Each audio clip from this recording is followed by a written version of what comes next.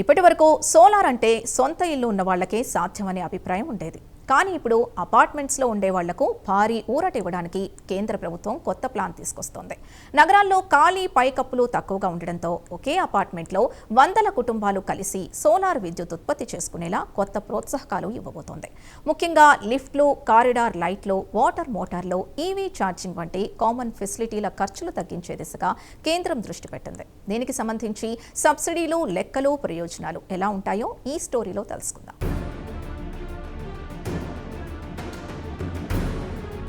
దేశంలో పెరుగుతున్న విద్యుత్ అవసరాలు, మరో పెరుగుతున్న కరెంటు బిల్లులు, ఇదే సమయంలో పునరుత్పాదక శక్తిపై పెరుగుతున్న ఫోకస్, ఈ మూడు అంశాల మధ్య కేంద్ర సర్కార్ ఇప్పుడు రూఫ్ టాప్ సోలార్ భారీ స్థాయిలో విస్తరించే ప్రయత్నం చేస్తోంది. ఇప్పటి వరకు ఎక్కువగా వ్యక్తిగత ఇళ్లపై దృష్టి పెట్టిన ప్రభుత్వం ఇప్పుడు అపార్ట్మెంట్ సముదాయాలు, రెసిడెంట్ వెల్ఫేర్ అసోసియేషన్లు అంటే RWAS వైపు ఫోకస్ మార్చుతోంది.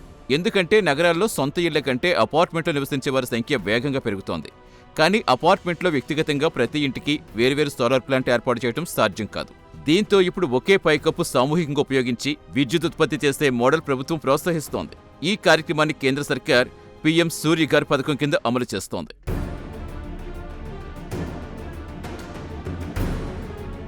2024 ఫిబ్రవరిలో ప్రారంభించిన ఈ పథకానికి కేంద్రం మొత్తంగా 75,021 కోట్ల రూపాయలు భారీ బడ్జెట్ కేటాయించింది. 2027 నాటికి దేశవ్యాప్తంగా 1 కోటి ఇళ్లలో రూఫ్ టాప్ సోలార్ వ్యవస్థ ఏర్పాటు చేయాలన్నదే లక్ష్యం. ఇప్పటికే ఈ పథకం కింద దేశవ్యాప్తంగా దాదాపు 32 లక్షల రూఫ్ టాప్ సోలార్ ఇన్స్టాలేషన్లు పూర్తయ్యాయి. సుమారుగా 39 లక్షల కుటుంబాలు ఈ స్కీమ్ ద్వారా లబ్ధి పొందినట్టుగా కేంద్ర ప్రభుత్వ గణాంకాలు చెబుతున్నాయి. ప్రస్తుతం వ్యక్తిగత ఇళ్లకు ప్రభుత్వం భారీ సబ్సిడీ ఇస్తోంది. 2 కిలోవాట్ల వరకు సోలార్ ఏర్పాటు చేసుకుంటే ప్రతి కిలోవాట్కు 30,000 రూపాయల సబ్సిడీ లభిస్తుంది. అంటే 2 కిలోవాట్ల సిస్టమ్కు మొత్తంగా 60,000 వరకు సబ్సిడీ ఇస్తుంది. 2 నుంచి 3 కిలోవాట్ల మధ్య ప్రతి అదనపు కిలోవాట్కు 18,000 రూపాయల చొప్పున సబ్సిడీ ఇస్తారు. మొత్తంగా గరిష్టంగా 78,000 రూపాయల వరకు సబ్సిడీ పొందే అవకాశం ఉంటుంది.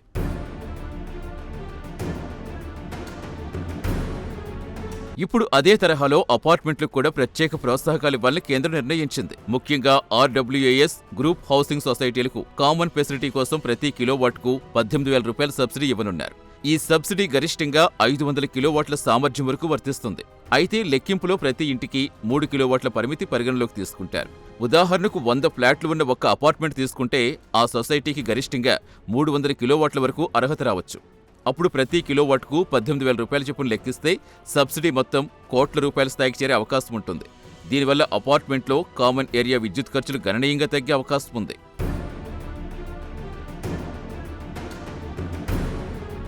ప్రస్తుతం చాలా అపార్ట్మెంట్స్లో కామన్ కరెంట్ బిల్లులు భారీగా ఉంటున్నాయి. ముఖ్యంగా లిఫ్ట్లు, కారిడార్ లైటింగ్, వాటర్ పంపులు, సెక్యూరిటీ సిస్టమ్స్, క్లబ్ హౌజ్లు, ఈవీ ఛార్జింగ్ స్టేషన్లు పెద్ద మొత్తంలో విద్యుత్ వినియోగిస్తూ ఉంటాయి. ఇప్పుడు సోలార్ విద్యుత్ ద్వారా ఈ అవసరాలు తీర్చగలిగితే నెలవారీ మెయింటెనెన్స్ ఛార్జీలు కూడా తగ్గే అవకాశం ఉంది. ప్రభుత్వం మరో కీలక అంశంపై ఆలోచిస్తోంది. అపార్ట్మెంట్ సొసైటీల కోసం ప్రత్యేక లోన్ ఉత్పత్తులు తీసుకురావాలా అనే అంశంపై చర్చలు జరుగుతున్నాయి. ఎందుకంటే పెద్ద సోలార్ వ్యవస్థలు ఏర్పాటు చేయడానికి ప్రారంభ పెట్టుబడి ఎక్కువగా ఉంటుంది. అందుకే బ్యాంకులు లేదా ఫైనాన్స్ సంస్థల ద్వారా ప్రత్యేక రుణాలు అందించే అవకాశాలు ప్రభుత్వం పరిశీలిస్తోంది. పర్యావరణ పరంగా కూడా ఈ నిర్ణయం కీలకంగా మారనుంది. నగరాల్లో విద్యుత్ వినియోగం వేగంగా పెరుగుతున్న సమయంలో రూఫ్ టాప్ సోలార్ విద్యుత్ ఉత్పత్తి పెరగడం వల్ల థర్మల్ పవర్పై ఒత్తిడి తగ్గే అవకాశం ఉంటుంది. కార్బన్ ఉద్గారాలు తగ్గుతాయి. అదే సమయంలో ఈవీల వినియోగం పెరుగుతున్న నేపథ్యంలో అపార్ట్మెంట్లో ఛార్జింగ్ సదుపాయాలు అందుబాటులోకి రావడం కూడా పెద్ద మార్పుగా భావిస్తున్నారు.